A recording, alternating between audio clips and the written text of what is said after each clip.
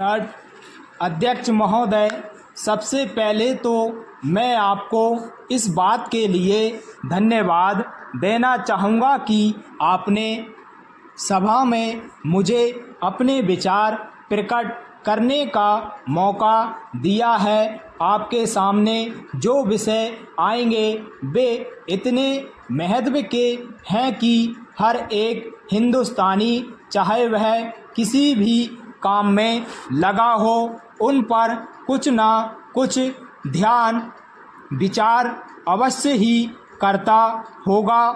यह एक मानी हुई बात है कि बच्चा जैसा तैयार किया जाता है वह बड़े होने पर वैसा ही निकलता है। शिक्षा का काम यही है कि उसको अच्छी तरह से सुलझे तरीके पर तैयार कर और उसको इस लायक बनाए कि उसको जिस किसी भी कार्य में लगाया जाए वह उस कार्य को बड़ी कुशलता और सफलता के साथ पूरा कर सके।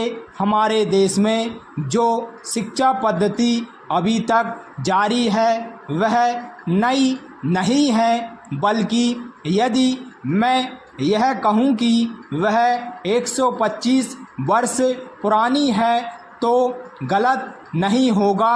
125 वर्ष पहले जिस उद्देश्य को सामने रखकर यह शिक्षा पद्धति जारी की गई थी वह उद्देश्य अब नहीं रहा, पर शिक्षा पद्धति अब तक लगभग वही है। मेरा ऐसा मानना है कि इस बात का प्रयास किया जा रहा है कि उसमें परिवर्तन किया जाए जिससे हमें अपनी आवश्यकताओं की पूर्ति में सहायता मिल सके।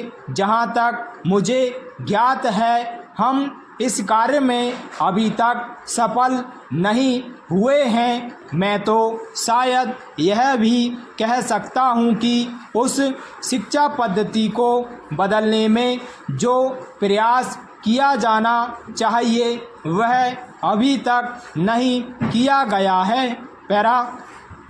माननीय महोदय, इस देश में या सभी देशों में शिक्षा के 3 भाग होते हैं। एक तो वह जिसमें छोटे छोटे बच्चों को शिक्षा दी जाती है, दूसरा वह जिसमें युवावस्था के पहले बड़े होने तक, और तीसरा वह जिसमें युवावस्था के बच्चों को शिक्षा दी जाती है। इन तीनों भागों की स्थिति शिक्षा पद्धतियाँ अलग अलग हैं, परंतु वे एक दूसरे से मिलती जुलती हैं और एक से दूसरे में जाने में कोई कठिनाई नहीं होनी चाहिए। इसलिए यदि हम अपने देश की शिक्षा में सुधार चाहते हैं तो सबसे अधिक आवश्यकता इस बात की है कि सर्वप्रथम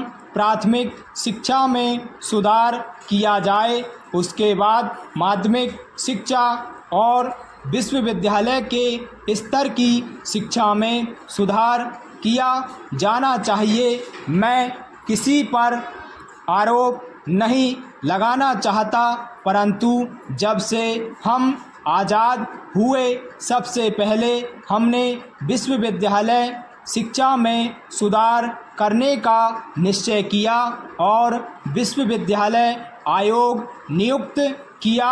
उसके बाद माध्यमिक शिक्षा आयोग नियुक्त हुआ और प्राथमिक शिक्षा पर अब विचार किया जा रहा है। इसका तात्पर्य यह नहीं है कि जो लोग शिक्षा के काम में लगे हुए हैं उन्होंने प्राथमिक शिक्षा को एकदम भुला दिया है, परंतु यदि हम प्राथमिक शिक्षा से प्रारंभ करके ही माध्यमिक और विश्वविद्यालय शिक्षा को हाथ में लेते तो हमें जो आज देखने को मिलता वह देखने को नहीं मिलता। पहले तो विश्वविद्यालयों में स्थान प्राप्त करने में कठिनाई होती है, और यदि स्थान मिल भी गया तथा किसी प्रकार से विश्वविद्यालय की उपाधि ले भी ली तो उसके बाद वे गांव में